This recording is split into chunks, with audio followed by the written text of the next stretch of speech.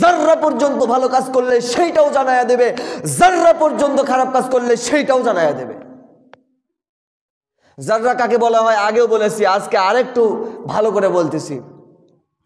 এখন তো digital meter আছে যেগুলোতে মেপে মেপে ওজন করে করে জিনিস বিক্রি করা হয়, যেখানে 1 গ্রাম পর্যন্ত ওজন করা যায়। কিন্তু এই যাররা, এই অণু, এই এমন একটা আকার বা এমন একটা ওজন, লা ওয়াজানা লাহু, এর কোনো ওজন হয় না।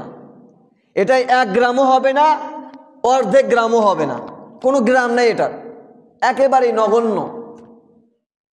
আরো বিস্তারিত বলতেছি, কাপড় ধুয়ে দেওয়ার পর চিপানো হয়, এই চিপানোর পর শুকাতে দেওয়ার আগেই একটা ঝাড়া দেওয়া হয়, বাড়ি দেওয়া হয়। এই যে ঝাড়া দেয়, এই সময় দেখবেন কিছু কিছু পানির ফোঁটা বাতাসে ওড়ে। এই যে বাতাসে ওড়ে যেই পরিমাণ পানি, এটার মনে করেন এক একটা দানা, এটার কিন্তু কোনো ওজন হয় না। এটা হলো যাররা। তার মানে এই পরিমাণও যদি আপনি ভালো কাজ করেন, এইটাও আল্লাহ দেখাবেন, এই পরিমাণ খারাপ কাজ করলেও সেটাও আল্লাহ আপনাকে দেখাবেন।